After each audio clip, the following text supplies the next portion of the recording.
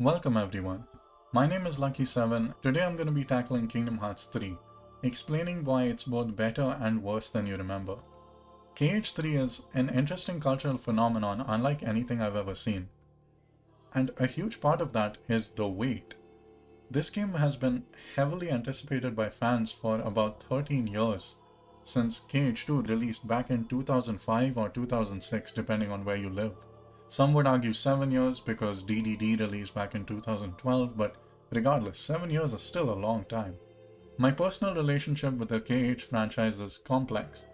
I've played every single game from KH1 to KH3, with the exception of Chain of Memories of course. I've only read the manga for that one sadly, so I'm caught up on the story but I know nothing about the card-based gameplay.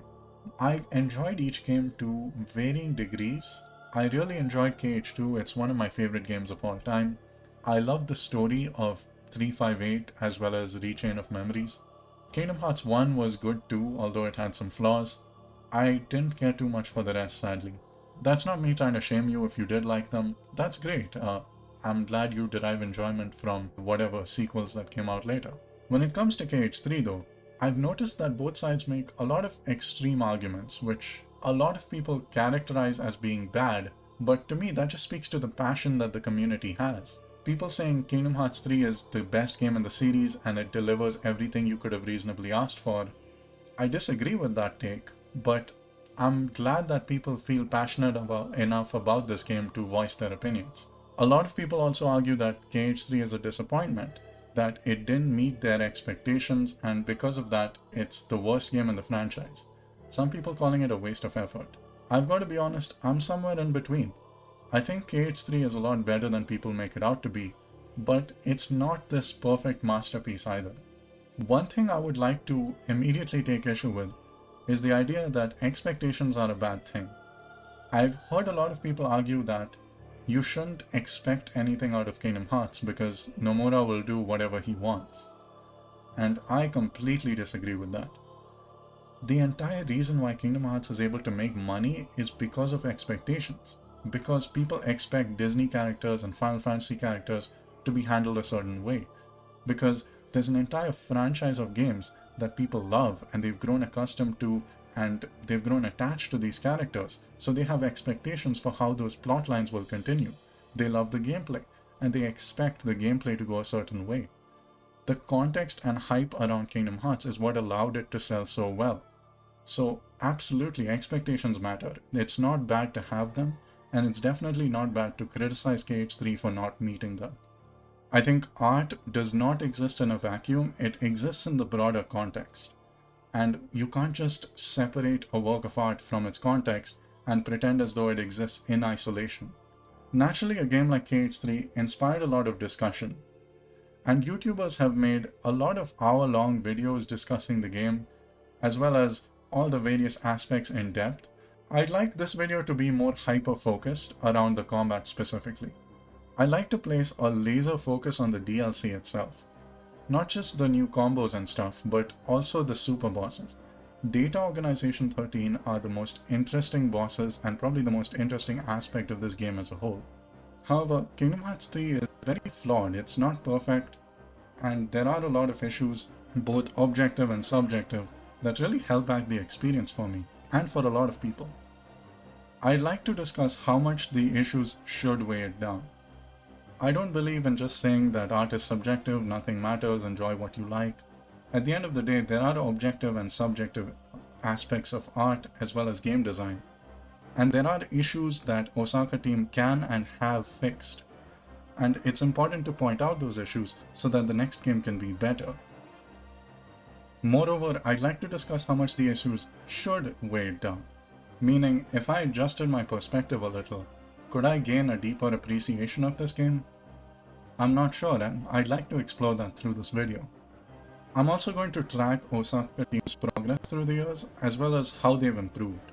Osaka team gets a bad reputation in the franchise, and I think this is really unfair towards them, because while yes, Birth by Sleep had a ton of issues, they have tried to fix those issues in subsequent games. Compare Kingdom Hearts 3 to their first game, Birth by Sleep. It's not even close. This game is leaps and bounds ahead of that. So I think they deserve a lot of praise, honestly, for sincerely listening to feedback and watching a ton of YouTube videos looking for criticism. They aren't just resting on their laurels, they're trying to improve, and this video is hopefully going to help them do that. Even if they don't watch it, as long as it inspires some sort of discussion in the community that eventually reaches them, that's fine in my opinion. Another disclaimer I'd like to put before this video is please be respectful. I'd like this channel to be a place where people can come together and share their common interests and have respectful discussions. It's fine if you get a bit heated from time to time and call someone an idiot, that's okay. But just don't get too toxic, okay? With all that being said, my name is Lucky7 and this is going to be my review of Kingdom Hearts 3, why it's both better and worse than you remember. So a little background on myself.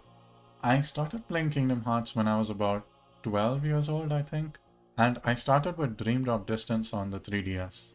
It fundamentally changed the way I view games and art. This was the first real-time action game that I'd ever played, and yeah, I was dazzled by the flashy combat and the huge variety of moves at your disposal.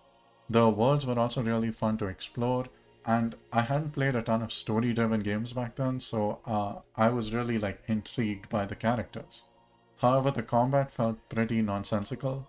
I know this game is already notorious for having a bad combat system, but to me the biggest issues were the enemy telegraphs, staggers, and really just abilities, not just of them, but the ones you had.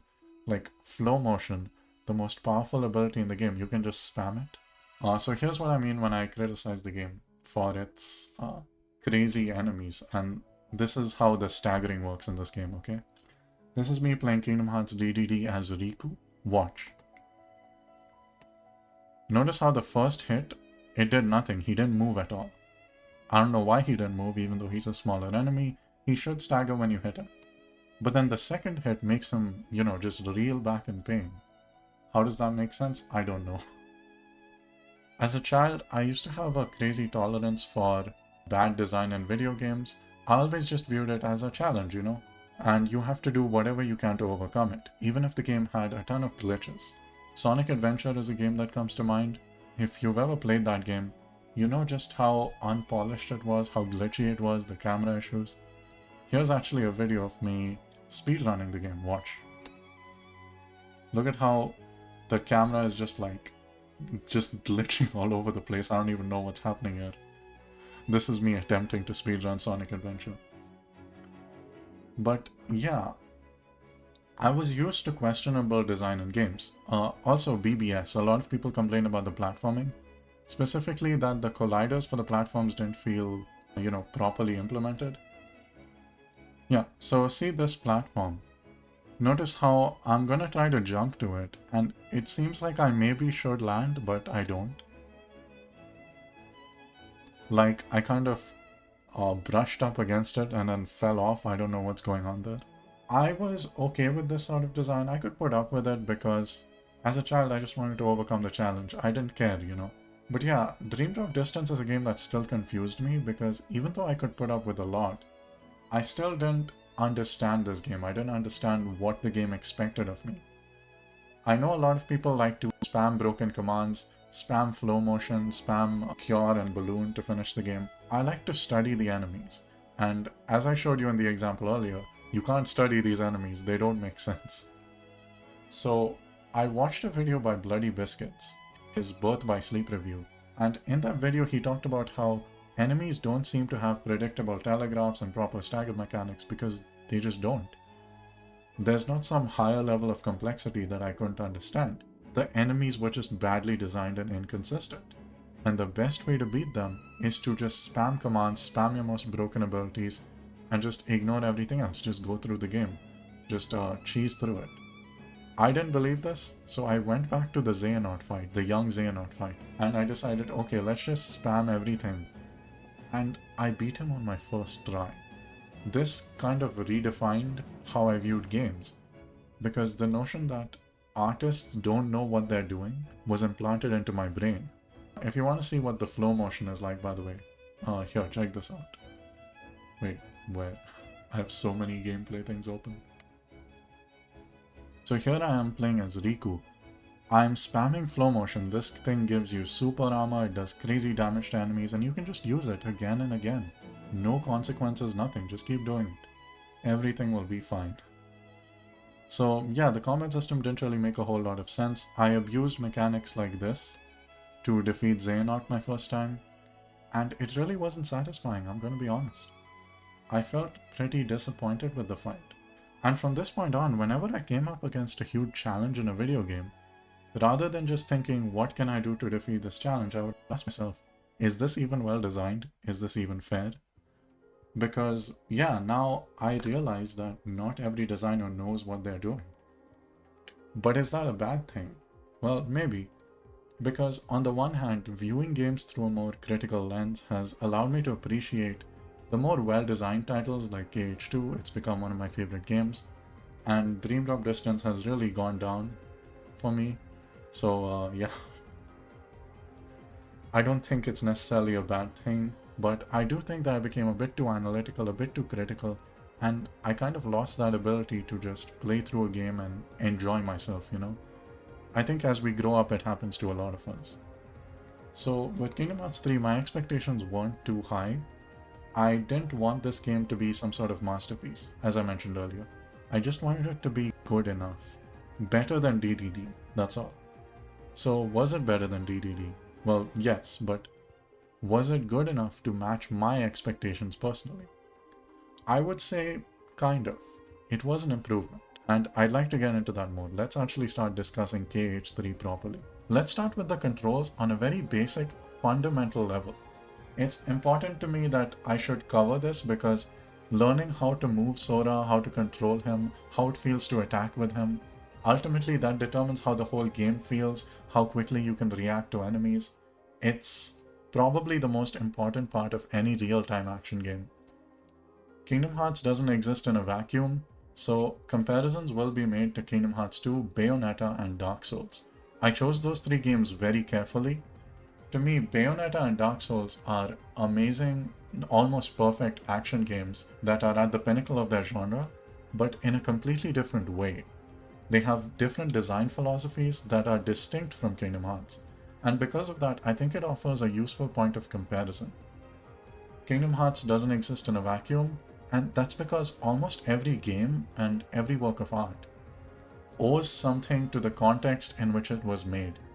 It's important that you realize Kingdom Hearts took influences from other games around it and influenced games that came after. And of course, Kingdom Hearts 3 specifically relies on the past 6 games, building upon and combining different ideas from them. So obviously comparisons to KH2 have to be made. However, I don't just want to compare it to KH2 because a lot of the discussion around this game seems to be that, you know, Kingdom Hearts 3 is bad, here's what Kingdom Hearts 2 did better. I don't want to do that because I don't want to make you think that the way for Kingdom Hearts 3 to improve is to just copy KH2. I don't want KH2 all over again. I want a good game. And comparing how Bayonetta and Dark Souls solve the problems that Kingdom Hearts 3 has, it could offer a different solution that maybe future Kingdom Hearts games could consider implementing. Anyway, with all that being said, let's begin. Faster controls and smoother movements. Yeah, this is a huge bonus. Sora moves at a much faster speed, his roll feels amazing. However, I've noticed his movement is not very precise, like his turning feels a bit awkward. So here I am in Kingdom Hearts 2. The turning is perfect, he goes exactly where I want him to. In KH3 it's a bit awkward, but this is not a huge problem in my opinion. I love the way that Keyblade combos feel, much faster, much smoother than they did in Dream Drop Distance. Osaka team has come a long way. Even air combos are not that bad. This is pretty fast, I would say. My one complaint though is jumping. Jumping, while it feels good at first, Sora has this weird lag in the air. I don't know why this is a thing. This is what a lot of people refer to when they use the word floaty to describe the controls. Sora floats in the air unnaturally, and this can leave you vulnerable to enemy attacks. You might not think so, but when you're in the middle of like an intense crowd control situation or an intense fight, you want to be able to move around quickly. You want to be able to be on the ground where your controls are more precise. So here's what I'm referring to. On the ground, if you want to roll, look at how fast this is. Compare this to the air dodge. It's fine, but look at the lag. Compare that to the dodging. Look at how quick this is. The air dodge, on the other hand, it's so laggy, and that leaves you vulnerable in the air. Even guarding is not a bad idea, but notice how guarding just keeps you in the air for longer, so you're still vulnerable. Low motion is nice, and it does enable you to run around the arena, which I like, but again, I'd rather just hit the ground soon. Jumping in KH2, a little floaty, but it's not that bad. Like when you hold the button, Sora will stay in the air, look. But if you just tap, he just comes down. It's nice. Similarly to Kingdom Hearts 3, Bayonetta is also quite floaty because the game relies a lot on aerial combos. Essentially, if you hold the attack button, Bayonetta floats quite a bit in the air. She also has a double jump to help her stay in the air longer. However, if you want to come to the ground, it's actually very easy. Gravity functions as it should, allowing you to maintain control. If you want to stay in the air and pull off aerial combos, you can. If you want to return to the ground quickly, you can do that as well. The game gives you control and essentially allows every single combat encounter to feel fair because you're never out of position due to the game's laggy or problematic control scheme. Alright, another thing I'd like to point out is that combos in this game don't feel as expressive. This combo is what I used to beat all of the Organization 13. This is because at any given point in the game, there are always like a few set like superior combo modifiers. Like, wait, where is it? Yeah, Last Charge is just the best combo finisher. It's super fast, not very laggy, and it does a ton of damage. It's just the best. In Kingdom Hearts 2, that's not really the case, right? Here, combos are very expressive. So this is the combo I used to defeat Lingering Will. 4 hits and an explosion. But maybe you want multiple finishers, right? So you can do that. You have the Finishing Plus ability. Wait, where's the Finishing Plus? Yeah, you can equip the Finishing Plus ability. You can equip Guard Breaks. Guard Breaks are nice because it quickly breaks through the enemy's guard. Slapshot is amazing. Slapshot is an amazing tool that you can use to like combo certain enemies while using Reflect so that you can quickly throw out a hit and then Reflect again to get some damage. What?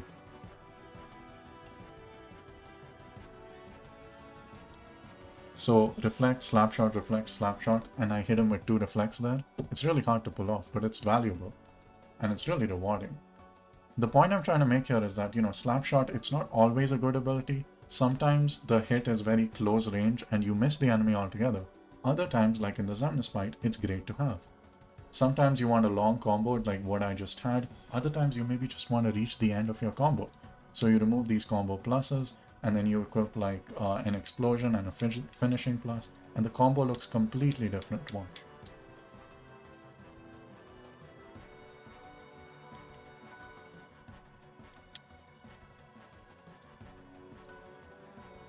Now 2 hits, Guard Break, Explosion. This is great for crowd control situations where, there are tons of enemies around you, so you just want to quickly get to that finisher. Bayonetta has perhaps the most amazing variety of combos I've ever seen in a video game. You have longer 5-hit combos like this. You have shorter 3-hit combos like Punch, Kick, Punch. This is useful if you just want to quickly bust out the Wicked Weave and deal damage amidst a bunch of enemies. Sometimes you want to go for a 6-hit combo that sweeps the enemy off its feet. Sweeping enemies obviously staggers them for a little bit, which is nice. You have aerial combos, and obviously you have different weapons, each with their own combos. Sometimes you can charge up an attack, which deals wide AoE damage. Sometimes you can hold the attack and deal damage to enemies over time. The point is, melee attacks feel expressive. Oh, and obviously, who could forget the launcher? Punch, punch, kick, punch. Launching enemies into the air. Or what about this aerial kick, which chases an enemy into the air so that you may unleash a dangerous melee combo? It really encourages you to think about what you're using rather than just mashing X. That's not to say Kingdom Hearts 3's combos are bad, but this just has so much more depth. You really have to think about what you're using as you use it and be purposeful with the combos.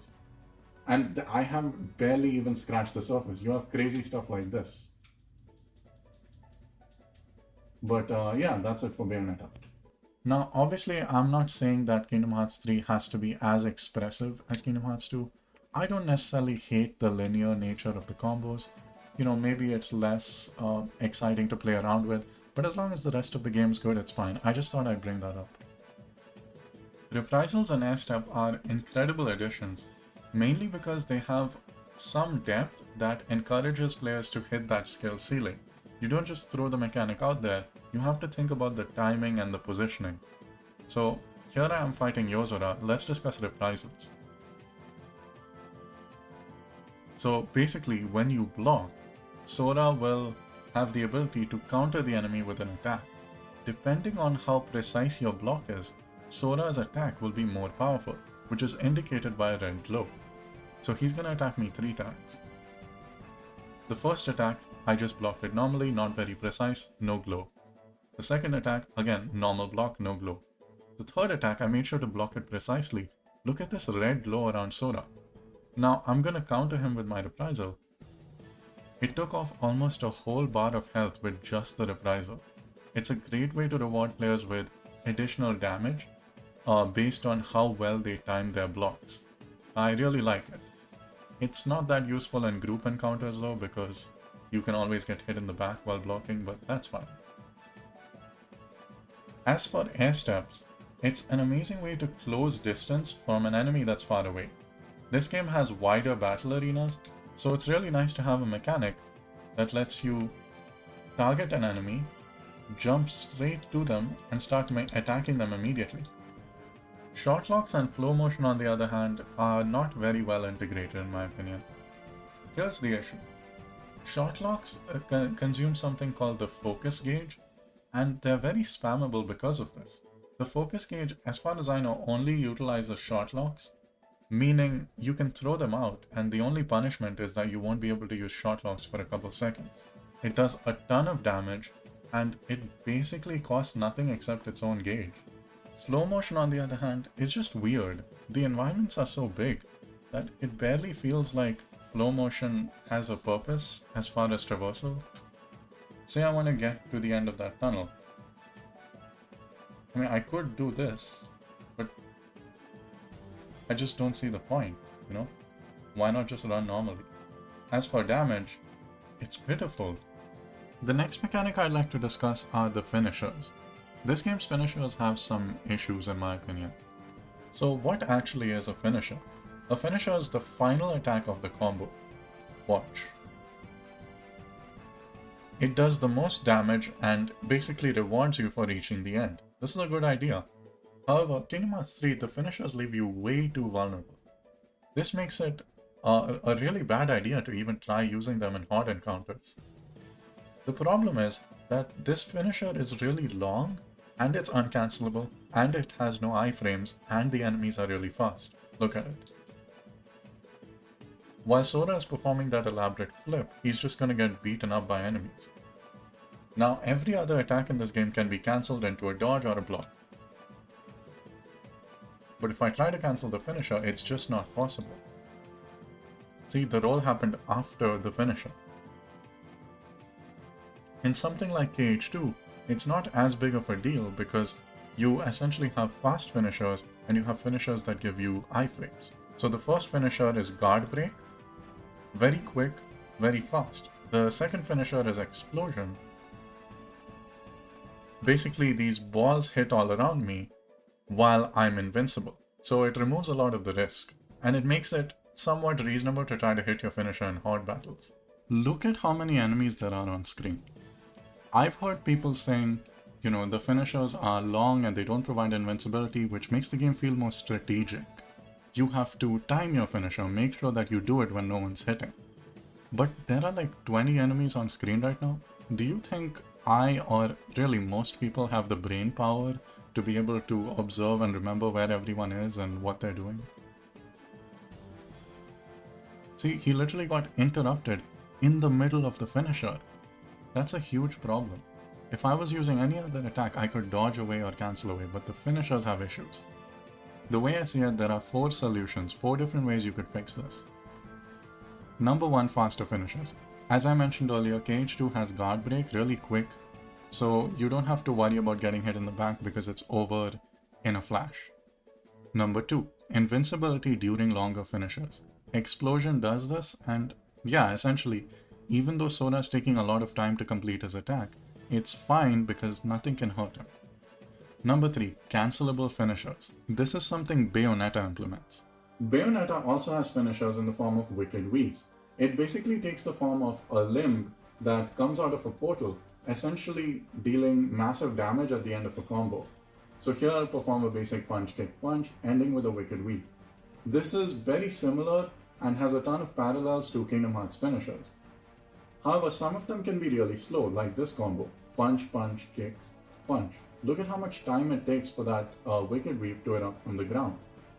In order to make this feel fair, Bayonetta allows you to cancel the finishers.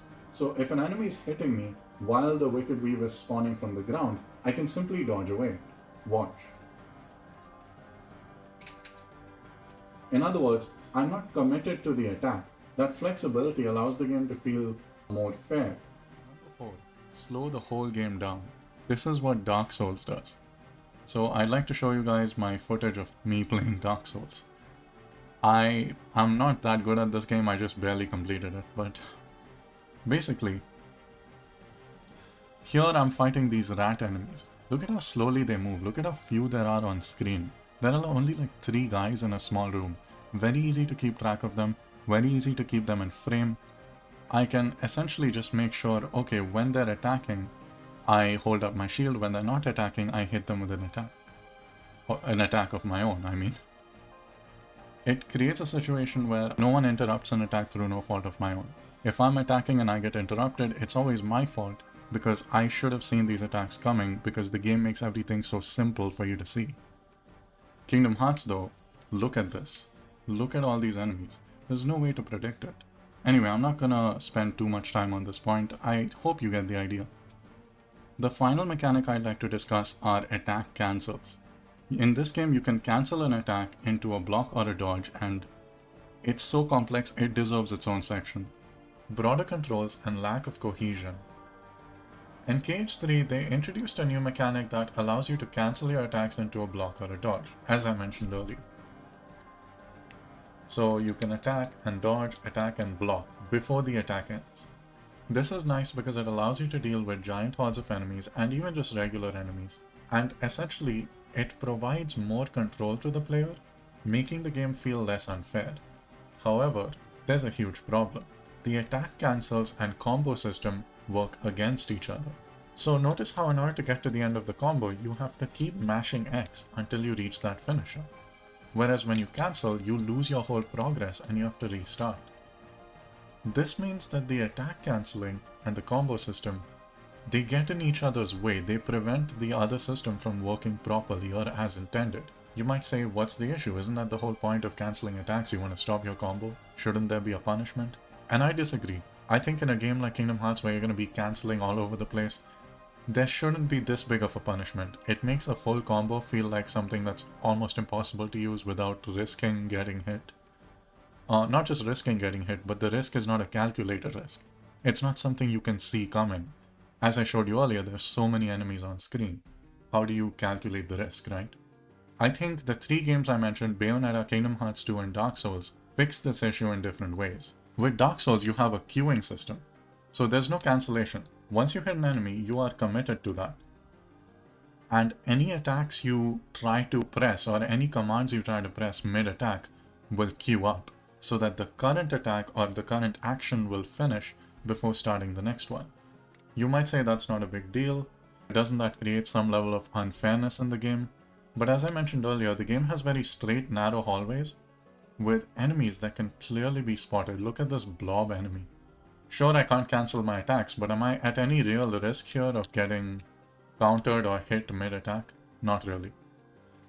Kingdom Hearts 2 also handles this issue very well. Kingdom Hearts 2 has Reflect, and because of Reflect, you can you essentially don't need to cancel your attacks. If you notice an enemy coming at you, you can just reflect and then reach the finisher. Watch. See? So offense and defense work together in beautiful harmony. So as you can see, I can complete a combo even while defending myself from oncoming damage. How does Bayonetta handle this system? Bayonetta has probably the coolest system of these three games in my opinion, and I'll show it to you right now. Bayonetta has probably the best solution for merging offensive and defensive playstyles together in the form of dodge cancels. Kingdom Hearts 2 had Reflect, which allowed you to use a defensive ability and keep the combo going. Bayonetta, on the other hand, is far more elegant. You can punch, kick, and punch for a basic combo. However, if you punch, dodge, kick, dodge, and punch, the game actually stores the combo in its memory, remembering what you did even though you interrupted your own combo. Because of this, you can dodge attacks from enemies while still progressing yourself through the combo in order to deal massive damage. You don't have to choose between taking an unfair hit just so that you can deal massive damage, or playing super passively so that the game becomes safe and boring. So yeah, the attack cancels, they need a lot of work. I'm not necessarily saying that you have to copy one game out of these three. There are multiple different ways of fixing the issue, and I hope that Osaka team in the future, they try to implement something similar to these three games because they handle it beautifully. But as long as you tackle it somehow, that's fine. I don't want it to be exactly like KH2. The next mechanic is the magic bar. I actually like that they went back to a magic bar instead of the command deck that they used for Dream Drop Distance and BBS. The thing is, tying magic to a resource makes each spell you cast feel like a meaningful decision, because it has an associated cost. I'm not saying that the command deck is inherently a bad idea, because when you use a magic spell in one of those games, it would consume the command, but the command would just come back after a certain period of time. However, I do think cooldown mechanics can work, just not in Kingdom Hearts.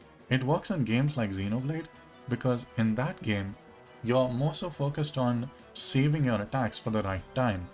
Xenoblade is more about asking you when not to use an attack, rather than when to use an attack. In other words, say you want to use a break topple daze combo. If you just spam your topple, then you won't have it when you need it most after the enemy is broken. And because of this, the game essentially challenges you to conserve your attacks. But Kingdom Hearts isn't like that. In Kingdom Hearts, when you see an opening, you just want to throw everything but the kitchen sink at the opponent, because there are offensive and defensive phases of the game. You block an attack, then you counter. In Xenoblade, you're doing everything at once. So basically in Kingdom Hearts, if you block an attack and then counter, another problem I have is that spells feel a bit too similar and kind of pointless because of how similar they are. So here I am in KH3. Oops, I need some MP, I'll just consume an ether. So Firaga is a projectile. Waterga is a projectile. Blizzaga is a projectile. And they all do AoE damage in front of the enemy, in front of Sora rather. Thundaga does AoE damage all around Sora, which is nice. It's a bit more unique, but even then, it just, it doesn't do much to separate itself. Arrow is a nice idea, but look at how large this battlefield is. You really think this small Arrowga is going to hold any enemies in place? In fact, let's test it out in the battle gate. Here I'm going to use Arrowga in an attempt to collect the enemies together and prevent myself from taking a hit. But even then, look, there are two guys here who aren't hit by it. This means you have to either spam Arrowga all over the place, which isn't feasible because not only are the fields massive, but you also have limited MP, or just don't use it at all. In KH2, Magnet actually felt like a useful spell because the arenas were relatively small. Actually, I'll just show you the spells right now. KH2, the spells feel more distinct. So Firaga goes around Sora, Blizzaga is a projectile in front, Thundaga is an AoE that instantly hits an enemy no matter where they are. Magnega actually feels a lot more powerful than Arrow. Also, the arenas are much smaller. This is not a battle arena. So when you use Magnega, it typically gathers all enemies together. Reflega is a defensive spell. It just feels more unique. I don't want to bring down KH3 too much by comparing it to KH2, because obviously you don't have to have those exact same spells. As long as you have spells which are distinct but in their own right, that's all that matters. The next point, Simba breaks everything. Simba is ridiculously broken in this game. He basically is an AoE nuke that melts everything around you. I'm gonna be honest, he was so powerful that from the second I got him, I stopped interacting with the gameplay altogether. Every time I got into a tough combat situation, I would just bust out Simba and he'd kill everything. So here I am summoning Simba. Watch, all you have to do is mash X and he just melts everyone. You're invincible while doing it. You can take damage, but you can always cure or use a potion afterwards. And look, there's health around me that I'm collecting while using Simba. So in other words, I'm getting hurt, but I'm also collecting health. And yeah, I just nuked everyone on screen. The only enemies who survive are these fire enemies because it's an elemental thing. And as though that was not enough, he has a crazy finisher. Watch this. One-shots everyone on screen. Anyway, it's not as well executed as Kingdom Hearts 2 in my opinion. And I think one of the big reasons why is the poor resource management system. So in Kingdom Hearts 2, you could use a limit whenever you had any amount of MP, and it would consume whatever was left. In this game, they make you use it only if you have a full MP bar. So here I am in Kingdom Hearts 3, it says Link. Oh, I was saying limit this whole time. Yeah, so it says Link, I can use whatever Link I like. But say I just use one fireball, now the links are gone.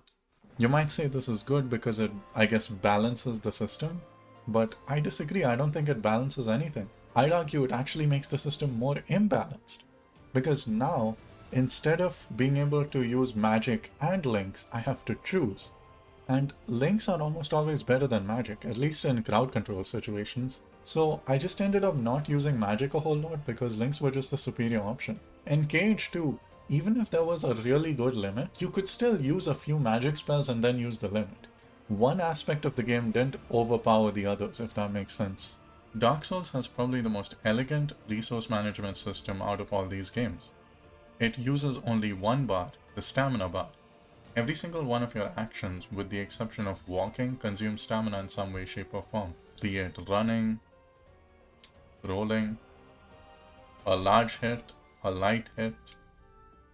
Holding up your shield doesn't consume anything, but it slows down the revival of stamina, and it consumes stamina when you take a hit. Essentially, you have to be mindful to not overuse one action over the others so as to not hamper yourself. For example, if you roll too much to get out of the way of enemy attacks, then you won't be able to punish them when you find an opening. Also, yeah, too many screen nukes. This game has grand magic, it's got the attraction flows, it's got the links, it's got the crazy finishers of many of these Keyblade transformations. And it's just too much. A lot of the attacks start feeling very similar to each other, as though the game doesn't really want to give you any real strategic variety. My point of comparison here is going to be Bayonetta. I feel like Bayonetta gives you a bunch of different tools, but they are a lot more interesting and unique. Obviously, you have the guns, whose specialty is that they shoot bullets as you hold them down. The attacks are quick and fast. It's nice. You have the sword, which is a melee weapon that only hits enemies close by. It has a whole different finisher, whereas the guns have Wicked Weave, which is a magic hand that comes out. The sword does this. The sword can also do a slash that hits enemies AoE. You have these fire things on my leg that places bombs that explode when an enemy touches them. You have these electrical weapons that places bombs that explode immediately. There are so many others. There's a bazooka, there's a laser gun, there are ice skates. This game has so much variety, it's crazy. And each and every weapon feels functionally different. It's not just an alternate skin of another weapon. It actually feels different to play. And this variety allows for so much expressiveness, which combined with the ability to switch weapons on the fly or combine weapons like the sword and the electric weapons, it makes the game feel so expressive and varied. Each and every weapon in that game feels useful and distinct, like it has a clear purpose. In Kingdom Hearts 3, a lot of the weapons and a lot of the attacks just do AoE damage and they just nuke the screen, which makes them feel very similar to each other. The decision making doesn't feel as meaningful.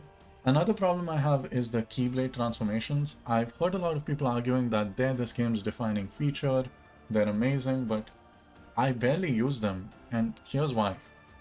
So I got the Hyper Hammer, and notice how I'm just mashing X here. It's very similar to using the regular Keyblade, except it gives you a way to mash X while doing some AoE damage, I guess. It's not very unique. However, the most damning thing to me is the finisher. Remember the conversation I had about finishers earlier? How laggy finishers leave you susceptible to being hit from different sides? Look at this. Look at how slow that was. Look at how, while charging up this attack, Sora's vulnerable from all different sides. Any of these enemies could attack him. They're not because they're just flying around like a bunch of idiots. But yeah, there are often situations where enemies will just fly around and hit you. It just makes me not want to utilize these finishers too much. And a lot of the big like cutscenes that they have at the end, you know, those grand finishers, I don't know what they're called. Yeah, this.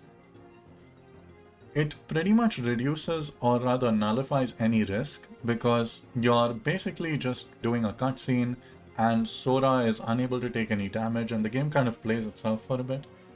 Again, not really meaningful strategy, is it? I just kind of hit the button and then Sora does a bunch of cool stuff on the screen. Look. He grabs the enemy and then he goes around. Different Keyblade transformations have different cutscene finishers, but again, none of them really present an interesting strategic, option, because it's all the same. You just hit a button and Sora like destroys enemies across the screen in a cutscene that takes control away from the player. Anyway, you might argue that too many screen nukes by itself is a huge problem in the control scheme, and it seems like I'm making that argument. Actually, I'm not. I think that the overabundance of screen nukes is a symptom of a larger problem. That problem is crowd control, which perfectly leads me into my next section. So the conversation around this game's control, it generally has two sides. The first side is people saying this game gives you too many screen nukes and that's a bad thing. The other side says, well, if you don't like it, don't use it. I completely disagree with both sides. I think that at the end of the day, the reason why the game gives you so many screen nukes is because without it, the game would be a broken mess. There would be no way to play it properly. You need them in order for the game to be somewhat playable, because it's not fair. Now, what do I mean by it's not fair, right? Well, I'd like to argue that Kingdom Hearts 3's crowd control situations don't give you all of the information that you need to make informed decisions, and I'll explore how it compares to the other three games. Now, Dark Souls is a more slow-paced, methodical game that tries to be immersive. It tries to put you in the perspective of the character and has a very closed camera with a narrow field of vision. So here I'm playing Dark Souls. It's a very slow-paced game with a very close camera and a very narrow field of view. And to compensate for this, the game generally places all enemies in front of you, but even if the arena is very open like this, the enemies are just slow enough that you can always reposition yourself, as I'm doing right here, so I can get a good look of the arena. The enemies are also just slow enough that you can always make informed decisions about the battlefield. In other words, it's trying to be this slower, methodical, easy to understand, clear experience. It's trying to make you feel scared and immersed in its world. And I think the closed camera helps with that. The slow movements help with that. And yeah, just the generally more realistic controls, like the way the character runs and rolls, it all contributes to that feeling. Bayonetta, on the other hand, is a faster, more expressive game with a wide camera, and it's generally trying to be a power fantasy. I'll show that right here. Alright, here I am playing Bayonetta. Now, notice I was discussing the crowd control mechanics of Dark Souls earlier. In that game, the camera is very zoomed in and wants to place you in the shoes of the character itself. Bayonetta, on the other hand, it's much more zoomed out. I can clearly see what's happening on screen. There are a lot more enemies than in Dark Souls, but it's very easily manageable due to the really wide field of vision. In addition to that, the dodge offset mechanic allows me to continue combos even while dodging enemy attacks, so I don't have to be too worried about losing my progress. Although there I lost my progress, but that's because I got hit. But yeah, as you can see, I can seamlessly complete combos while weaving in and out of enemies, which creates a really nice, satisfying flow. Bayonetta herself attacks almost at the speed of thought. The attacks are very instant, tons of animation cancelling and dodge cancelling. It's really good because the game expects you to be fast and precise in your movements. And having a character who reacts almost at the speed of thought, who feels like an extension of yourself, really complements this style of gameplay. It feels more like a power fantasy than an immersive experience. And because of that, the game can be a lot more challenging than Dark Souls, but also forgiving because it's less punishing. Kingdom Hearts 2 is an awkward middle ground between these two design philosophies that seems like it shouldn't work, but it absolutely does. So here I am in a crowd control situation in Kingdom Hearts 2.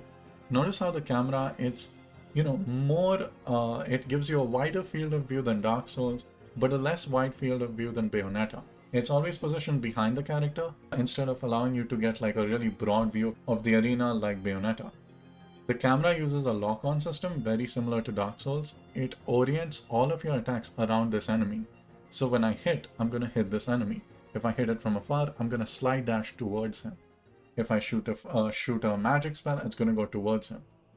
You might say, how does that work if there are all these other enemies around the screen? How can you focus on one person when these two other enemies could hit, four other enemies could hit you in the back or the side? Well, here's how. The best mechanic and the thing that really prevents this game from being an unplayable mess is Reflect. In this clip, I heard that the spiked enemy was revving up an attack from off screen. It has a very clear, noticeable revving sound that I sadly can't play for you right here. When that happens, I use Reflect. Reflect is a 360-degree guard that allows me to defend myself from all sides. This means that in a crowd control scenario, if you hear or see or feel like an enemy is going to attack you, you can just throw out a Reflect. And notice, once that happens, it's going to sort of push everyone away with this reflected damage, and then you can just continue your combo. That's what makes Kingdom Hearts 2 work. I've heard a lot of people complain that, Reflect, it's too powerful, how can you just get a 360-degree guard? But those people don't realize that the 360 guard is not only a good thing, it is essential. It is the glue holding the entire system together. It's the only reason Kingdom Hearts 2 is a good game. However, Osaka team, they like to look at fan complaints and improve where they can, which is good. However, they overcorrected. A lot of people who, didn't really play Kingdom Hearts 2 at the highest difficulty, they said Reflect was a bad idea because it's too powerful. Those people who play the game on, standard difficulty, for example, they can afford to take a few hits here and there, it's fine. But if you play the game on critical mode or critical level 1, you take one hit, it's all over. Reflect is absolutely necessary to survive. And this is what really bothers me, is that they removed Reflect in KH3, but they didn't provide an alternative. In KH3, if you're gonna get hit from any other angle, there's nothing you can do about it except stop your combo and just run away. The combat doesn't have a seamless flow like Bayonetta or like Kingdom Hearts 2. It's just awkward, choppy, and encourages you to poke at enemies from a distance with magic and crazy screen nukes. Yeah, removing Reflect and Magnet. Magnet was another one. Look at how reliable Magnet is.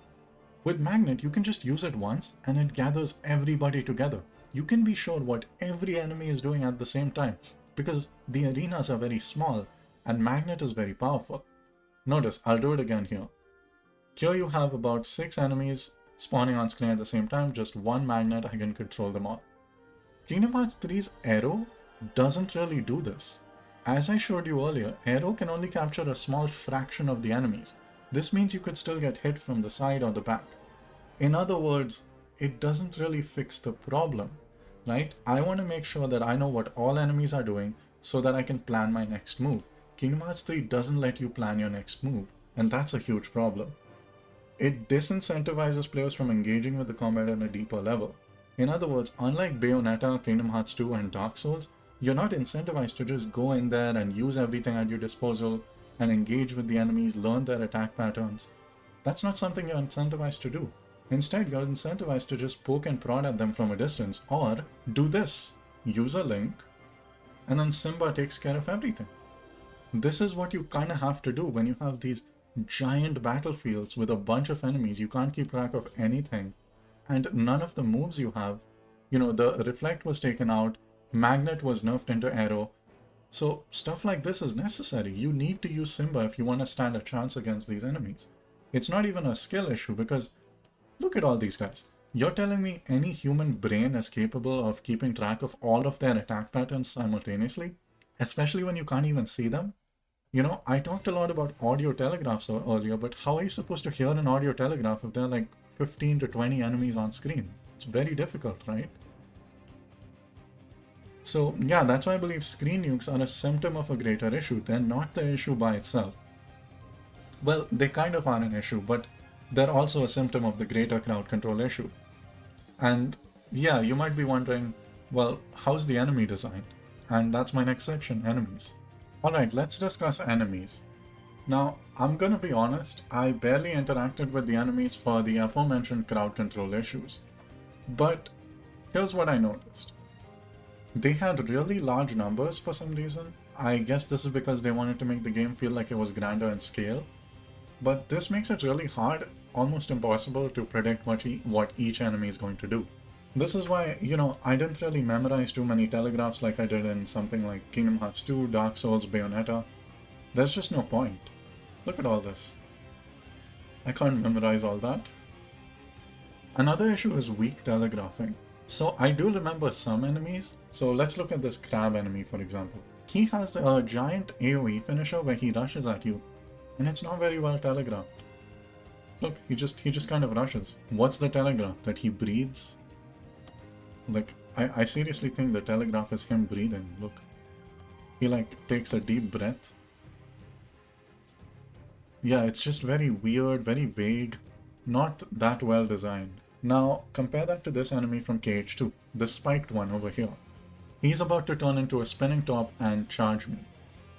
But notice how exaggerated everything is. He first pulls his body in, starts rotating like a crazy person, and then he runs at you. And notice how there's a small delay between him rotating and him running at Sora. Makes it very easy to tell what's going on, very clear, very understandable. I never felt that with KH3. Also Simba, as I mentioned earlier, he trivializes the combat and nukes everything on screen. For that reason, I don't want to cover the enemies in this game too much, because while I do have some criticisms, ultimately I just don't think there's a significant aspect of the game. Which is weird, right? And enemies are not significant in an action RPG, but yeah, it's a very weirdly designed action RPG. The real challenge are post-game super bosses. This is where it gets interesting. Now, a lot of people really seem to love these super bosses. Other people claiming that it's the peak of Kingdom Hearts boss design. These are way better than anything we've ever seen. And I completely disagree. I think they're good, and there are a lot of good ideas here that I really enjoyed interacting with, but overall I found them to be a bit frustrating. And a bit unfair, I'm going to be honest. Biscuit047 said, "Don't let anyone fool you with their criticism of these fights, saying they're unfair. These fights are all fair and completely learnable. If you wanted button mashable fights, then yes, you will think these are unfair." That's a really stupid thing to say. Biscuit047, I love your channel, I respect your skills, but what are you yapping about? Just because someone doesn't like these fights or finds them unfair, that's no reason to insult them and say they only want a button mash. Secondly, game design is not that simple. There's so much more to a good boss than having patterns and openings. Just because they're learnable doesn't mean it's well designed. How is it learnable? Does it actually let you know what to expect in advance? Or do you just have to memorize everything through studies and homework? The difference between a well-designed and a poorly designed boss is that a well-designed boss properly telegraphs everything before it's about to happen. And no, KH2 was not perfect, and I will criticize it. In fact, let me do it right now. Here I am fighting Marluxia. He has this DM phase where he basically summons a bunch of black, I don't know what that is, below you, and you have to dodge. So far, so good. He then winds back his scythe and throws it at you. Again, this is a good attack because he winds back the scythe before throwing it. He then jumps on you and kills you instantly. I blocked it here because I memorized it. That's what Biscuit047 was talking about. Learnable. Yeah, this move is learnable. Does that make it fair? Does that make it well telegraphed or well designed? No. This is unfair. It's bad design. It's awful. And I'm not going to defend that whether it's in Kingdom Hearts 2, Kingdom Hearts 3, whatever game we're talking about. Game design is not as simple as learnable equals good. It's so much more complex. Let's begin actually talking about the super bosses. I'll say this right off the bat. I do like them. I do think they're a huge step up from what we've gotten before. However, that doesn't necessarily mean they're perfect. I'm gonna be honest, my feelings towards these fights were so conflicted that I had to take a year between playing them and reviewing them, just so that I could come back with a fresh perspective. And yes, I did fight them again. I didn't beat every single one of them again, but I beat most of the important ones like Yozora, Xemnas, Malusha, Laxine, most of those guys.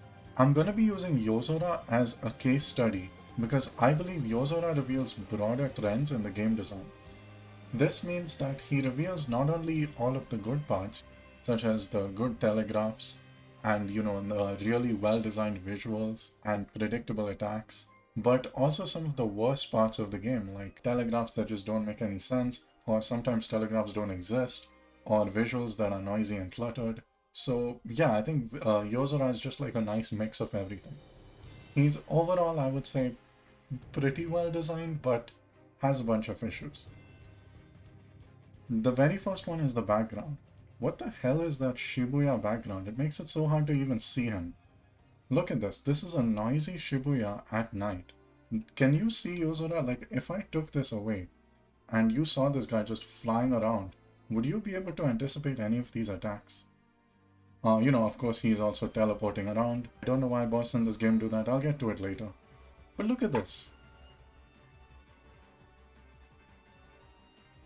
He just blends into the night sky. I can't even see him here. If not for the targeting reticle, he'd be invisible.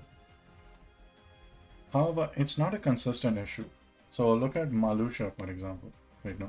So with Malusha, you have this really nice white pattern. I don't know what this is, but it contrasts beautifully against the pink hair and black cloak.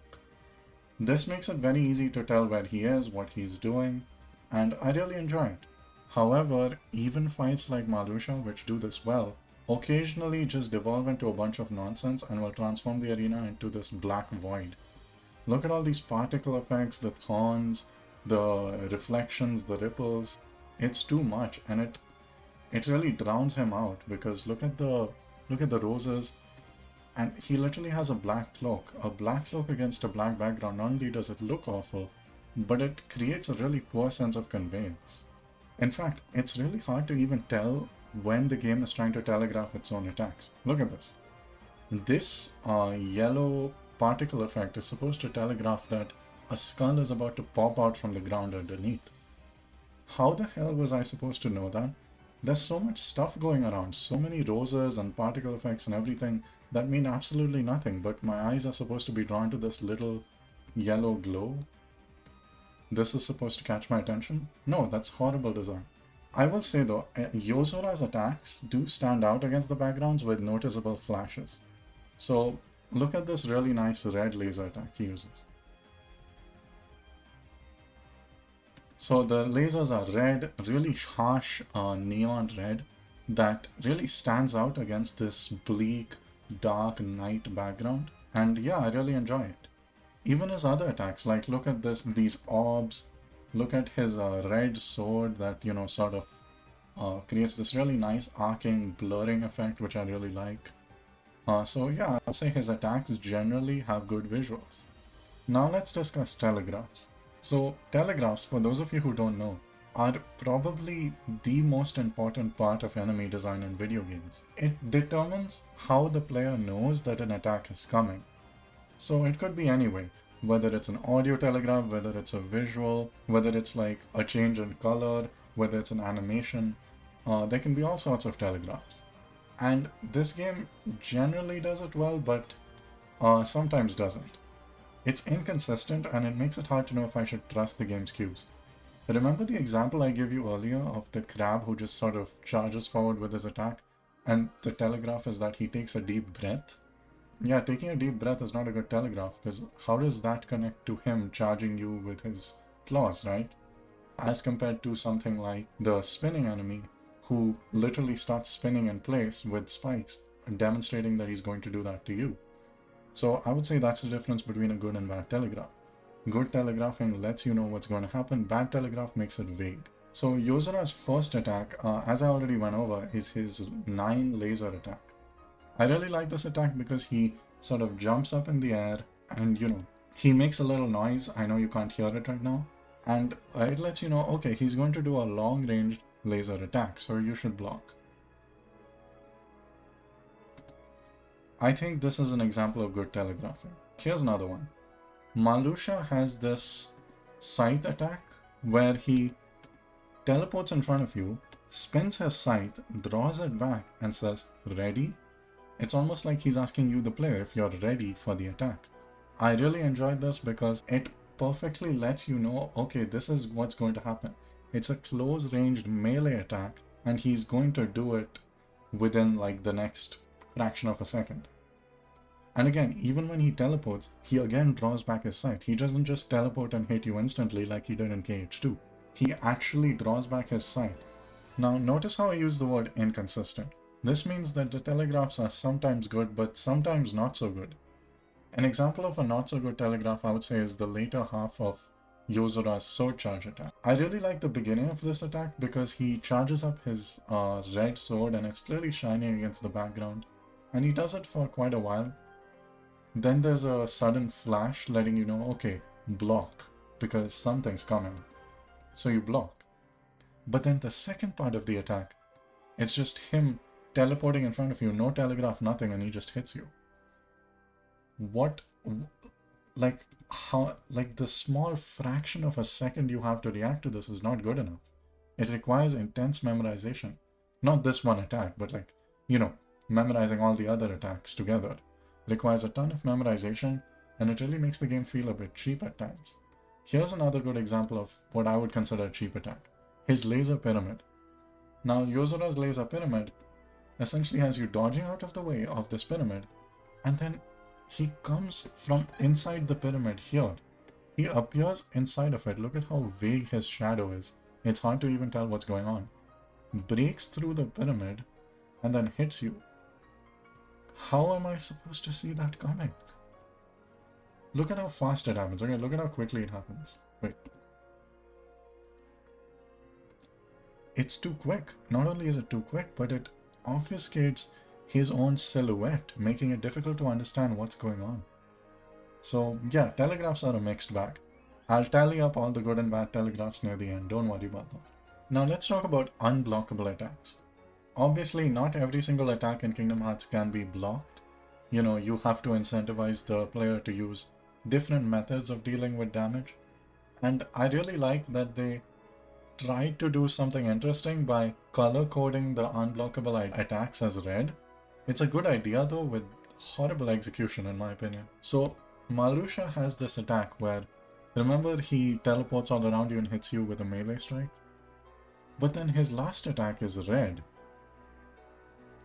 He spawns and he's not glowing at all. And then suddenly he turns red as he's hitting you and hits you with it. No time to react. I had no idea what was going to happen. Even look at this, his forced revenge attack. Notice, he runs at you, he's not glowing. Only when he's about to hit you and it's too late, then he starts glowing. At this point, if you're blocking, you're committed to that block. It's really terrible design because it's such a great idea too. Why not just have him glow red from here?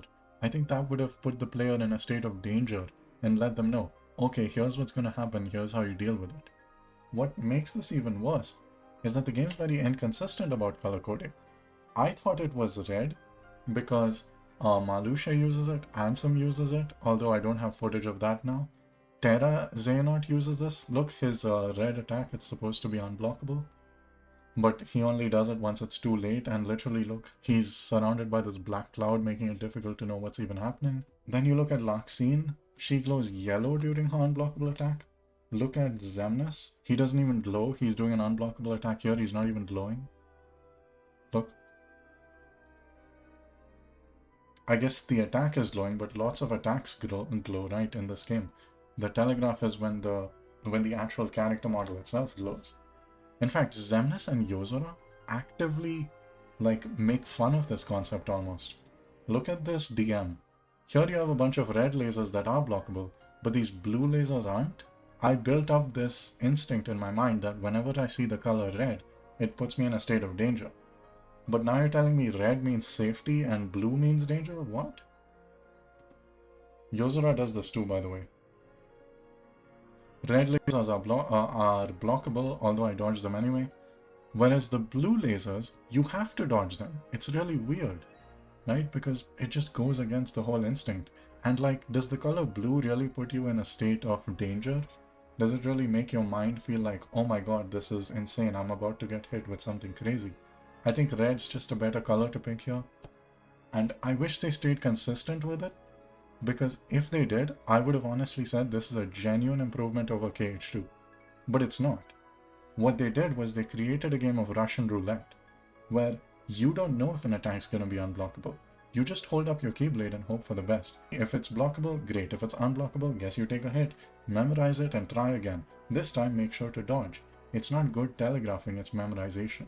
And I hate that. It's objectively bad game design. Okay, blocking feels like Russian roulette. Yeah, I already said that. But yeah, it really does feel like Russian roulette. Except instead of 1 bullet and 6 bullet chambers, it's 3 bullets in the bullet chambers. Because I swear it's a 50-50 chance whether blocking even works. Alright, now let's talk about the next section, finding weaknesses and desperation moves. This game has a really interesting mechanic where you have to actually create a weakness rather than the weakness simply presenting itself to you. In KH2, if you just dodge the attack, the opponent will just stand there waiting for you to hit him. In KH3, they actually did something really interesting here. Instead of just allowing you to hit them when they're standing still, it requires you to do something, solve some kind of puzzle in order to create the weakness. You have to knock them off balance somehow. And I really enjoyed the idea. However, the execution is yet again mixed. Sometimes weaknesses are based on a general understanding of this game's combat, other times it's just random. So remember Yozora's first attack, the red laser. I know we keep coming back to this, but I really think it's a well-designed attack. So the red laser attack has him hit you 6 times. Well, 9 technically, but you can cut him short at 6. So the first few lasers, the first 5 lasers should be blocked. And then the 6th laser, you should roll under it and then hit him with a combo. The telegraph for him being weak here, notice how he's flailing around a bit here. You know, he's not really actively attacking you. If you ignore this telegraph, then he'll just keep shooting lasers, you can block them, and you won't really get a chance to damage him. But if you notice this little cue, I know the background is blurring what's happening right now, but I swear I'm trying to praise this game. If you notice this little cue, which again the background makes really hard to see, but if you notice this little cue, Yozora basically is telling you, okay, I'm vulnerable, but only for a bit, and I will hit you later. So you have to immediately, like a sniper, find that opening and go hit him. However, the execution is mixed. Sword charge is also a really good example of a badly designed weakness. So if you just guard his attacks like normal, it's not going to present any weakness. What you need to do is guard the first attack, interrupt the second attack, and then instantly guard. How am I supposed to know that? There's zero conveyance that this is what the game expects me to do. It's something that I swear I figured out by looking up a YouTube video. Let me seriously ask you this, right? If you really think this boss is super well designed, were you able to figure this out by yourself? How many of you were? But let's keep going. Then you have the laser pyramid. So if you just normally block the attack, you don't get a weakness. What you have to do is dodge, see him in the pyramid, notice that he's not attacking, not immediately block, and instead use thunder to break the pyramid. How am I supposed to know that I can break the thunder with the pyramid? That I can break the pyramid with thunder? And how am I supposed to know that doing that is going to stagger him somehow? What, just because he's standing there? Bosses always stand around the place. Doesn't mean they're vulnerable, especially in this game. So again, where's the telegraph? Did any of you guys seriously figure this out by yourself? Another example of a poorly designed weakness that you must find is Terra's Xehanort. So Terra will rush you with a dashing attack. Now if you just block this normally, you won't get any reprisals. Even though blocking always gives you reprisals, or in 99% of situation gives you reprisals, no. If you want to actually exploit the weakness, you have to jump and then block. This has never been a mechanic in the game. I don't know how they expected us to know this. Seriously, when you saw this attack, did you just think, damn, I need to jump and air guard in order to get the weakness? I seriously doubt it. So yeah, I think it's a great idea, but really poor execution in my opinion. Well, sometimes poor, oftentimes it's actually well designed. Now let's talk about desperation moves. The desperation moves in this game are a lot longer than in previous games, and they're more complex. Their attack patterns are more varied as well. I don't think this is entirely a bad thing. I think it can be good as long as you telegraph it properly. However, I've got to say, oftentimes it feels like the desperation moves are too long and the attack patterns are too elaborate to understand. Yozora, for example, his DM, I kid you not, takes about 2 minutes. That's a 2-minute and 30-second DM.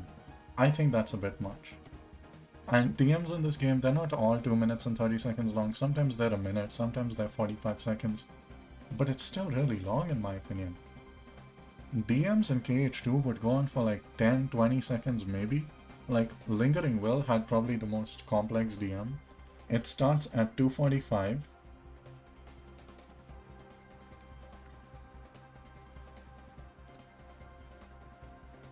and ends at 3:05. That's 20 seconds.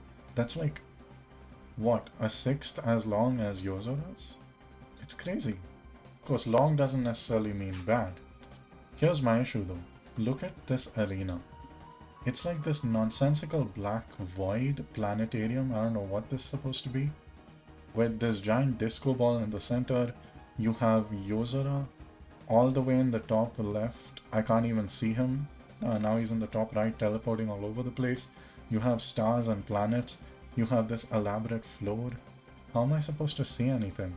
I guess the attacks, they contrast against the background. But you know what else contrasts against the background? The planet in the center. I always thought something was going to happen with this, but it never does. So do the constellations. They also contrast. When you have so much contrast going on all over the place, why would my eyes be drawn to like the one red thing or the one blue thing, you know? Oftentimes the DM feels like homework that you have to do in order to understand it. Look at this attack he uses after you reach the ground. He fakes you out. Now apparently the logic behind this attack is if he comes at you from the front, it's a fake out. If he comes at you from the side, it's real. Watch.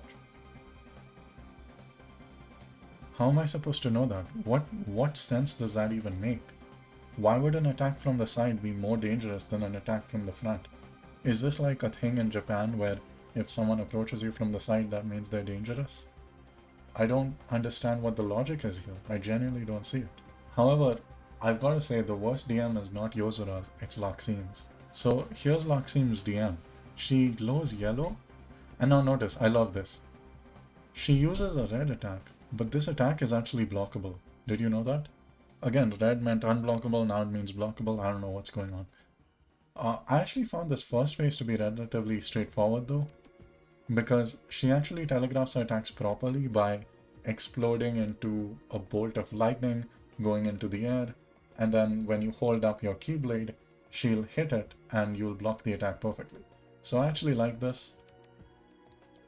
However, this is when the fight goes from like manageable to insane. So she spawns 3 clones. You have the right one doing a cartwheel, the left one glowing and with lightning, and the middle one just waving to you. I don't know what she's doing.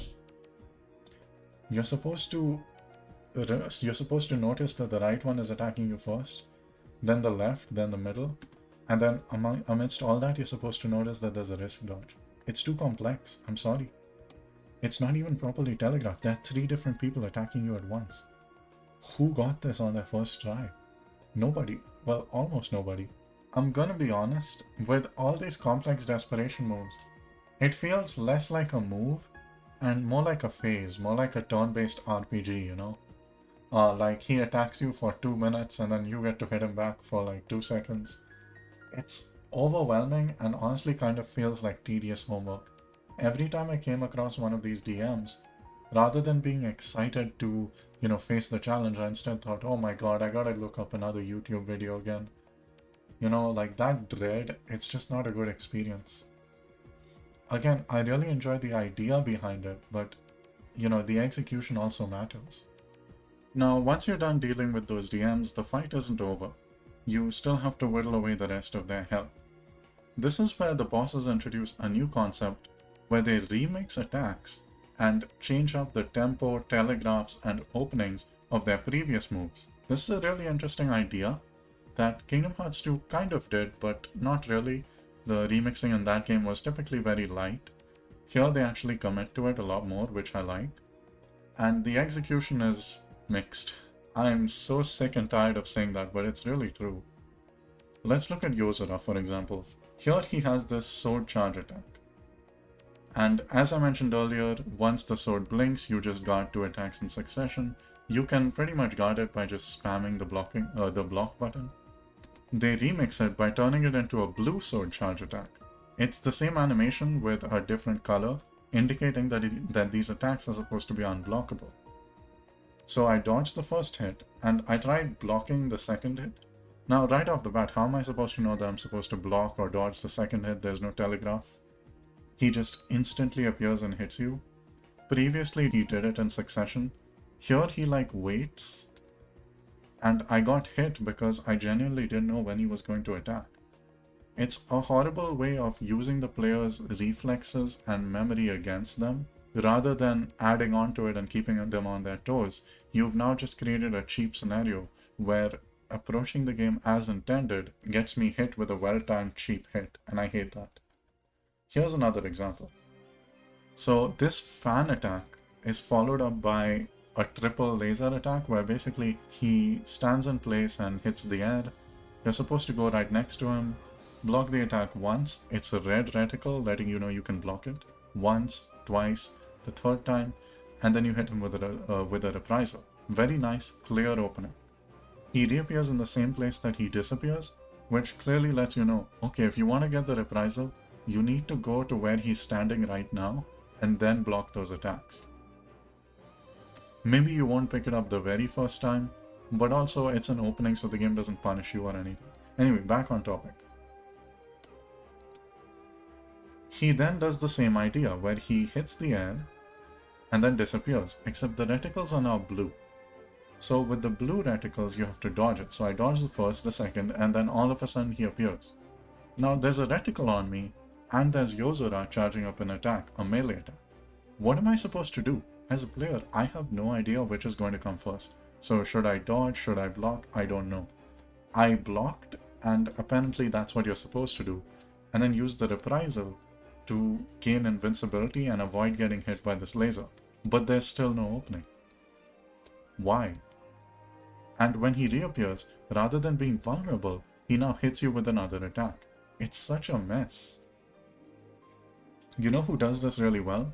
Xemnas. So let's look at his second attack, I think it is. Yeah, his second. Where he throws you, shoots some mobs, throws a screen, and then shoots a thorn. Now if you dodge this thorn, he's vulnerable. Okay, so far so good. Let's see how he handles this post-DM. So he shoots an orb, shoots a thorn, but obviously no weakness because the orb is literally covering him. Shoots another orb, screen, and then thorn.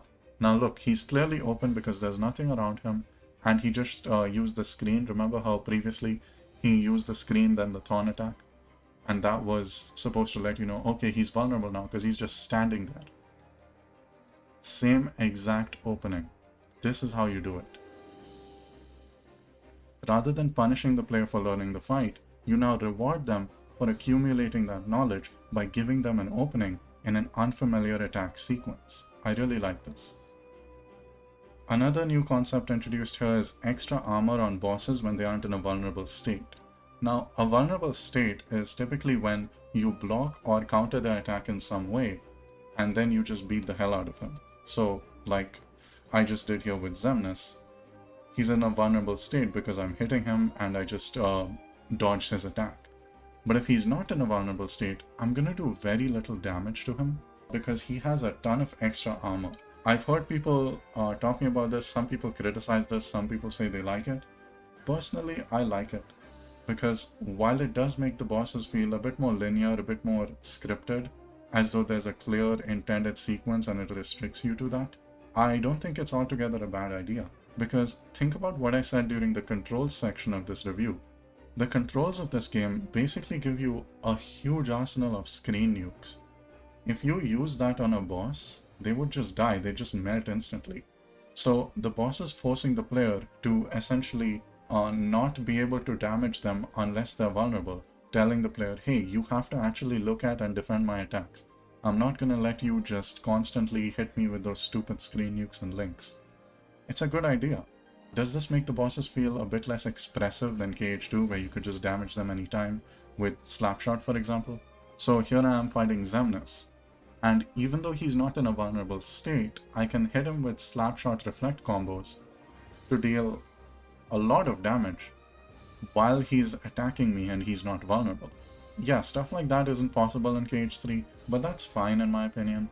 It's not a huge deal, because at least it allows the bosses to be fair and it prevents the players from just cheesing them. Also, this picture of Yozora kicking Sora, it's hilarious. I don't know where it's from, but yeah, the fan base is extremely creative. The attack cycles of these bosses, they tend to vary. Sometimes they feel really random and frantic, like Yozora, where he'll just pull out any attack at any time. But when you look at someone like Xemnas, for example, he always does his attacks in a set sequence. So here, he'll always start with a melee attack. Now the melee attack itself can vary, but it's always a melee attack. Then he's vulnerable, then he throws you around, shoots some orbs, uses the screen, uses the taunt. This happens every single time. Then he hits you with some more melee attacks and spins into the air. Yes. He then hits you with these 360-degree lasers and an unblockable attack that you can reprisal to avoid damage. This is a hard sequence that will always happen. I actually like this idea. I like the way it was implemented. Basically, it allows the bosses to feel like less like a frantic and chaotic duel and more like a choreographed dance. You know, imagine you're at dance practice and you're practicing with your partner, and every time you mess up, instead of just saying, hey, that's wrong, they actively slap you in the face. That's what Xemnas feels like. Every time you mess up, he'll punish you with a hit. If you dodge when you're not supposed to dodge or block when you're supposed to attack, it punishes the player for not memorizing the sequence. I don't entirely mind this, as long as the attacks are properly telegraphed. If it's properly telegraphed, I don't care how the cycles happen. Another concept that this game plays with is forced revenge. Forced revenge is sometimes implemented, but other times it's just not. So for those of you who don't know what forced revenge is, let me explain it like this. I'm fighting Malusha here. If I hit him with a full combo and an explosion, he at some point will stop taking hits and he'll say, you know what, I've had enough, I'm just going to hit you back, which he does. That attack is called forced revenge because he's taking revenge on you for hitting him. And that happens once you hit the revenge value, and obviously the revenge value is the amount of times you can hit him before he takes revenge. I said revenge a lot, that's really weird. Anyway, Kingdom Hearts 3 plays with the concept by not exactly removing it, but sometimes removing it. So notice how here I'm hitting Yozora a bunch of times, and at a certain point, he'll also hit his revenge value and stop taking my hits. But rather than hitting me back, he just gently dodges away. I like this a lot more. This is what most action games like Bayonetta and DMC tend to do, because I think hitting the player with an attack right after they're done attacking, or maybe even in the middle of one of their attacks, can potentially be very cheap. However, it's not uniformly done. When fighting Malusha, for instance, if I hit him one too many times, he will take forced revenge. And this forced revenge attack, it's a little more telegraphed than in KH2, but the unblockable aspect isn't properly telegraphed. So, because he only starts glowing red once it's too late. I'm gonna be honest, this concept is just very outdated. I don't like the way it works. It's one of the few really big issues that KH2 had, and I'm kind of glad that they're starting to get rid of it, but I hope they just get rid of it all the way. Alright, now let's summarize Yozora. His poorly telegraphed attacks are as follows: the Keyblade Steal, Triple Pyramids, DM, Armor Attack, Triple Fake Out, Blue Sword Charge, and Triple Blue Target Lasers. I didn't go through all of these, but I don't think I have to. Hopefully, if you've ever played this fight, you'll understand the concepts I've mentioned and how they apply to these attacks. I don't want to waste too much of your time. Here are the well-telegraphed attacks. You have 7 poorly telegraphed and 7 well-telegraphed attacks. It's an even 50-50 split. However, there are only 3 attacks with clear openings in my opinion. A clear opening is something that's fair, something that uses your understanding of the combat system rather than just feeling random. So when you look at the 5 and 6 slashes, for example, I found their openings to be a bit bizarre even though the attacks themselves were well telegraphed. So here Yozora is using, I think this is the 5 laser attack, the 5 slash attack. And he spawns a sword behind you. Now, when I see a sword behind me, typically I want to get away from it because it's attacking me. But what you actually have to do is get behind the sword and then block it, which staggers him for some reason. How the hell does that work? You block a sword that he threw and that staggers him? Like his physical body?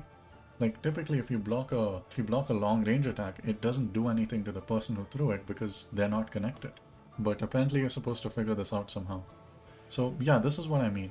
Even for the more well-telegraphed attacks, their openings felt a bit strange. Honestly, the 9 laser attack is the only one that stands out as a truly well-designed attack because it's both well-telegraphed and has a clear opening. While editing, I realized I made a mistake. The triple target laser attack also has a really clear opening, so I would say that and the 9 lasers are the 2 well-designed attacks. I know it sounds harsh. However, I'm trying to be positive here. I think Yozora does have a lot of good elements. Just a lot of bad ones as well that kind of cancel the good out. But besides the attacks themselves, let's talk about the other mechanics. I thought his DM was a bit long, but overall not terrible. I really like this beginning attack, for example, where you can dodge these lasers, and while it is a bit drowned out by the background, the lasers themselves appear pretty in advance of the attacks themselves. So I like that, but again the DM just has so many different moves that it's kinda hard for me to say it was overall good. As for the other mechanics, I enjoy some of the remixed attacks but I hate others.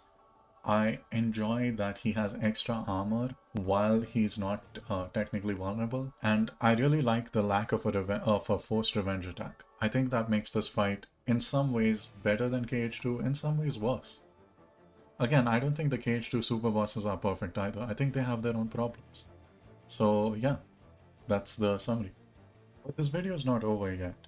There is one boss that I feel really emphasizes and embodies the true potential of Kingdom Hearts 3's combat, and that is Luxord. Now, I know a lot of you are going to criticize me for picking the easiest boss as being the best. Some people may even accuse me of being bad at the game. Look, I've completed all the post-game fights on critical mode, so I hope I don't get those accusations, but I probably will. Here's the thing. Luxord seems the easiest because he's the most fair boss. And the other bosses, while they are relatively well designed, do have some cheap moments that make them feel a lot harder than they really are. Luxord is the best in this game because his design is marked by a clear and concise visual language. Notice how when he's throwing these cards at you, there's a lightning logo on it, letting you know you have to use thunder in order to get rid of them. It's not like the laser pyramid of Yozora, for example, which glows red and there's no clear indication you can break it with lightning. But apparently you can. Now maybe you can break it with any magic, I'm not even sure how this works. And I think that speaks to the poor visual conveyance. I know that sounds like a cop-out, just because I don't understand it that means it's poorly conveyed, but I hope you get my point. Having a lightning symbol on a card, at least in my opinion, will always be superior to not letting the player know how to deal with an attack. Here's another example. When he throws these cards at you, they're gliding slowly along the ground, letting you know their exact trajectory. Or here's another one. You have this minefield of cards and only the ones marked with a circle can be destroyed. These strange yellow and orange patterns convey danger. If you hit them, you'll take a hit. Whereas this card, which has Luxord on it, can be hit and it actually allows you to deal him damage. Notice how the game's conveying this to you visually. It lets you know what to do and how to counter his attacks in a timely manner. Speaking of counters, I've got to say, even the counters of his attacks feel much more reasonable and well designed. You remember how I said that KH3 makes you create openings rather than just presenting them to you? Notice this attack. He'll throw a bunch of cards and then jump up in the air. If he lands on the ground, he's no longer vulnerable. But in the air, he is. If you notice this, you can actually close the distance and hit him before he becomes vulnerable. I failed because he landed on the ground. But notice how he does it here. And I actually successfully dodged the attack and got him in the air while he was vulnerable. Again, this clear conveyance lets you know this is how you create the opening. It's not just a bunch of nonsense, you know. Here's another example. These cards are swirling around him. The ones with an X can't be hit, the ones with a circle can. So if you hit the ones with the circle, or the one with the circle consistently, and break all the cards, he becomes vulnerable. Pretty clear. He even handles remixing attacks beautifully. Remember the lightning cards I showed you at the very beginning? These cards that come at you and they have the lightning symbol on it? He does the attack again, this time in a remixed form. And when the cards come at you, the remix is that they don't actually have an elemental logo, signaling that you can't really destroy them. Well, I guess they're glowing red. They're glowing with flames so you can shoot them with fire, but fire doesn't do enough AoE to cover both of these. Instead, you have this red dimensional portal, I don't even know what this is, that slowly veers out and follows Sora, conveying that it's going to crush him between it. So you can time your dodge along with the animation.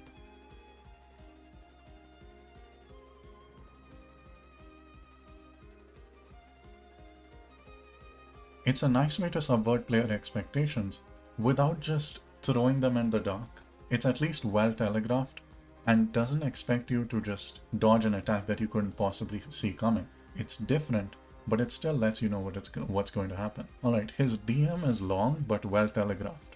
So let's go to his DM. During his DM, you have to search among these cards to find the one that has Luxord's face on it. The X, obviously you can't attack. And notice this, when he tries to counter you, the cards will come underground and clearly have this weird aura around them, indicating that they're about to blast you from beneath. This means that they're not blockable, you have to dodge them. And it's very clearly explained. It doesn't feel cheap, if that makes sense. He has one more attack where he throws some wheels or some spinning wheels at you. I'm not quite sure what that is. Notice how the wheels clearly pop out from the card, they start spinning, they start flaming, and then they hit you. It lets the player know, okay, these are projectiles that are about to head towards me. Again, very reasonable DM. Usually in this game, DMs mean that bosses have to attack you with fast attacks in succession, and they should never telegraph what's going to happen. But or at least never telegraph it well. But here Luxord does do that, and it makes the DM feel not too overwhelming. I liked it. The visuals are also not too cluttered or fancy. Compare this clear black void to Yozora's DM. During Yozora's DM, you're literally in this giant planetarium setting, all these glowing lights, this giant disco ball in the center. It's hard to tell what's going on. Compare that to Luxord, it's very simple. Not too cluttered or fancy, yeah. In my opinion, Luxord should serve as a template for future bosses in the series because he is by far the most well designed, I've got to be honest.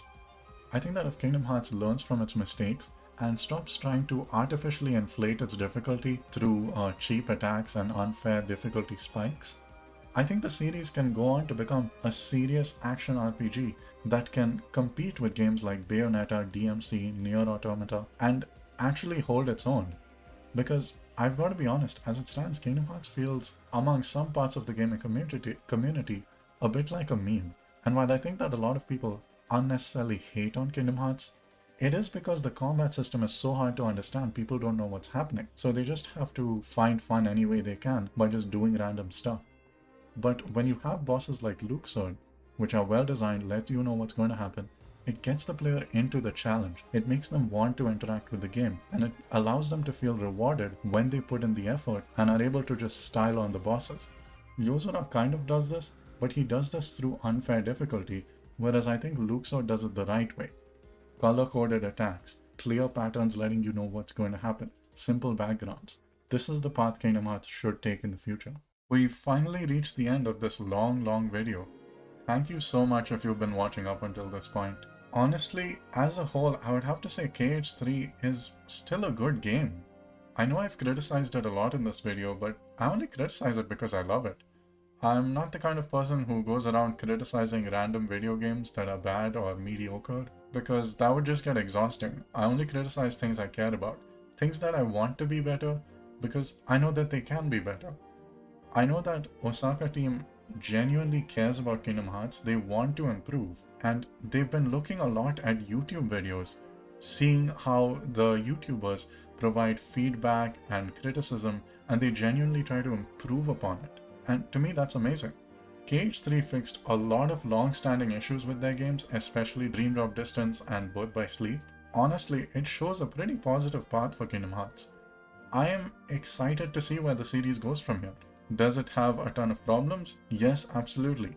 Do they almost ruin the experience? Yes. The crowd control issue especially just made it hard for me to take many of these combat scenarios seriously. The game can be pretty gimmicky at times. I thought the treasure hunting was terrible. But you know what? It's not as bad as many people make it out to be.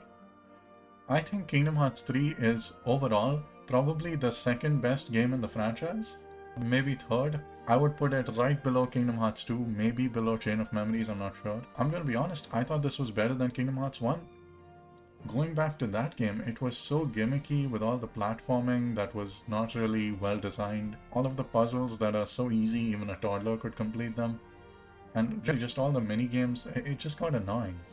Kingdom Hearts 3 provides a nice, consistent experience with a combat system that's less good than KH1, but it's still consistent, it's still quite nice, you know? I could always turn on this game and find some level of enjoyment from it, even during its worst moments, and I think that says a lot about the effort they've poured into it. I think KH4 will be amazing if it builds upon this foundation. Hopefully it topples KH2 as my favorite. KH2 is not perfect, it also has quite a few issues. And I would like to see Kingdom Hearts finally surpass that game, you know? It was made back in 2006. I think it's time we create a game, or rather, they create a game that makes KH2 look old and archaic in comparison. And I think KH4 is gonna be that game if they go down this direction. And that's really why I love KH3. It has a lot of problems, but it shows that Osaka team is genuinely trying to improve. And I don't necessarily think it's a great game. I think it's fine. I think it's okay. I don't think it's amazing. But perhaps the reason I enjoy it so much is because the franchise I love is finally making a comeback. And that excites me quite a bit. I've heard a lot of people exaggerating how bad this game is, saying it's the worst in the series. I disagree.